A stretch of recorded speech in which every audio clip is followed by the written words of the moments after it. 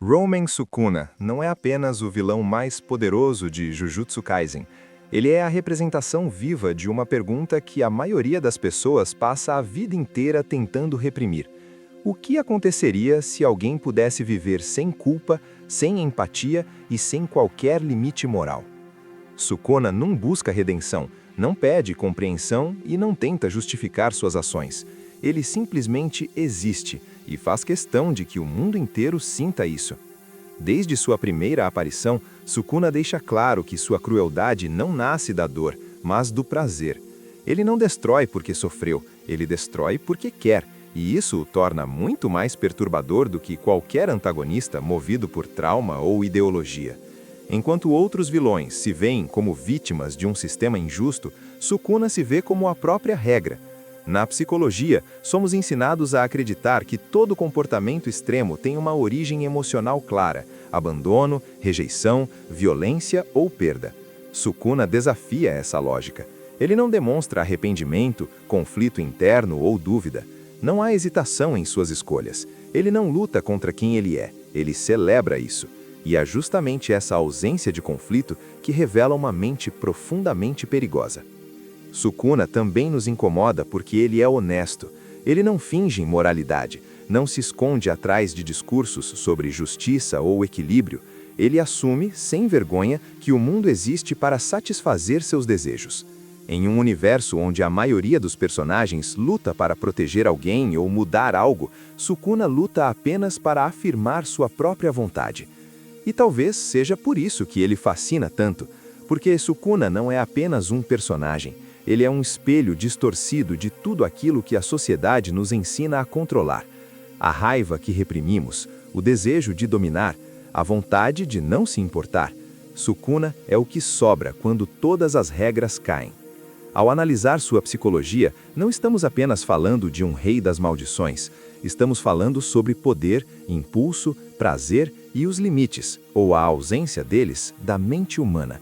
Porque entender Sukuna não é tentar justificá-lo, é encarar uma pergunta desconfortável. Até que ponto a civilização nos impede de nos tornarmos algo parecido com ele?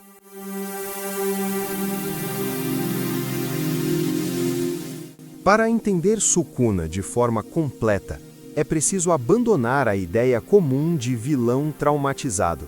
Sukuna não age a partir de feridas emocionais visíveis, nem de injustiças sofridas que buscam compensação.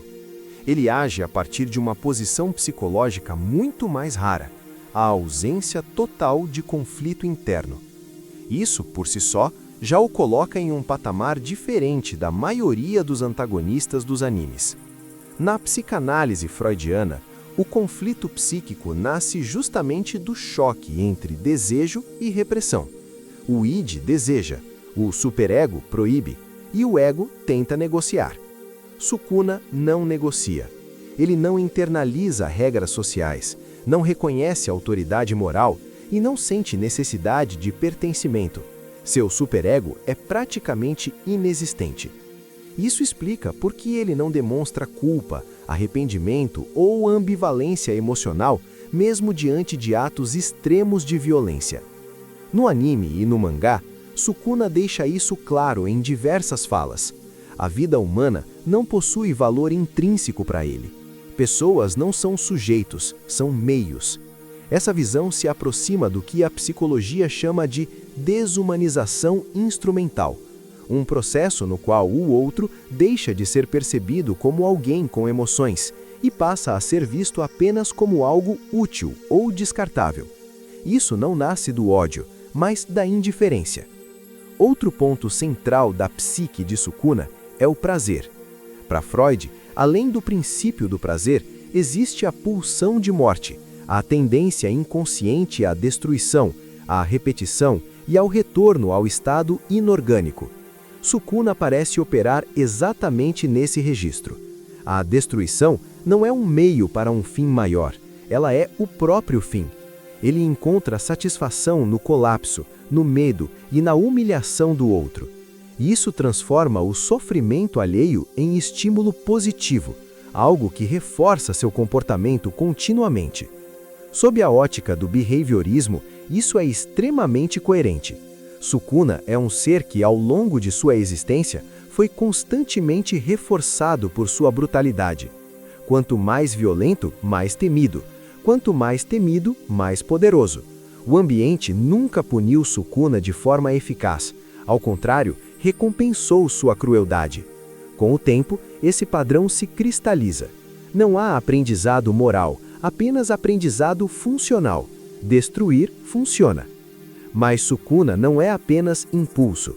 Ele é inteligente, estratégico e paciente.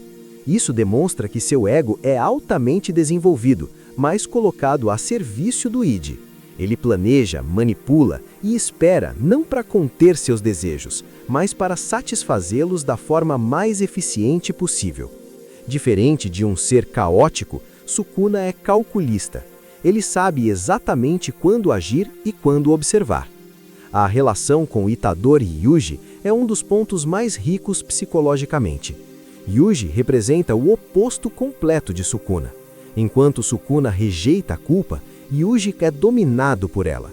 Enquanto Sukuna age para satisfazer seus impulsos, Yuji age para proteger os outros. Sukuna despreza Yuji não por fraqueza, mas porque ele enxerga nele aquilo que considera uma prisão psicológica, a empatia. Para Sukuna, sentir empatia é se submeter, é permitir que o outro influencie suas ações, é perder liberdade. Por isso ele zomba das escolhas de Yuji. Ele vê nelas não nobreza, mas limitação. Esse conflito simboliza algo profundo, a luta entre uma ética baseada no cuidado e uma existência baseada apenas no poder. Filosoficamente, Sukuna se aproxima da interpretação mais crua da vontade de potência de Nietzsche. Não a versão romantizada de superação pessoal, mas a vontade de afirmar-se sobre os outros, de dominar, de impor sua existência como verdade absoluta. Sukuna não quer convencer ninguém, ele quer que o mundo se curve, e se não se curvar, ele destrói. Por fim, há o isolamento. Mesmo cercado de medo, Sukuna está sozinho. Ele não constrói vínculos, não cria alianças reais, não confia. Isso revela uma consequência inevitável de uma psique guiada apenas pelo poder, a solidão absoluta. Sukuna reina, mas não compartilha. Ele existe acima de todos, mas separado de tudo. O trono do Rei das Maldições é alto e completamente vazio.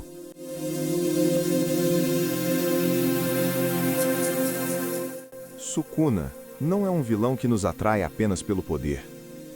Ele nos atrai porque representa algo que reprimimos diariamente. A vontade de agir sem consequências, de dizer o que pensamos, de dominar sem pedir permissão. Carl Jung dizia que aquilo que mais rejeitamos nos outros costuma ser aquilo que existe, reprimido, dentro de nós. Sukuna é a sombra coletiva levada ao extremo. Ele nos incomoda porque ele não pede desculpas por existir. Ele não busca aprovação. Ele não tenta ser bom. E, paradoxalmente, isso gera fascínio. Em um mundo onde somos constantemente cobrados a nos controlar, Sukuna é a fantasia de uma existência sem freios.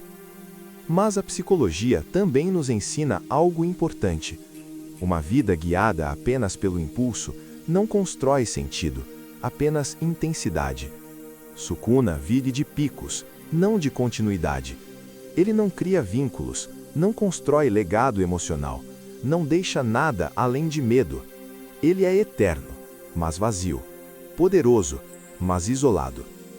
Talvez seja por isso que Sukuna precise constantemente afirmar sua superioridade, porque no fundo, poder sem reconhecimento é apenas força bruta, e força bruta, cedo ou tarde, encontra resistência. Sukuna não é apenas o rei das maldições. Ele é o retrato de uma pergunta que evitamos responder. Se você pudesse fazer absolutamente tudo o que quisesse, sem culpa e sem punição, quem você realmente seria?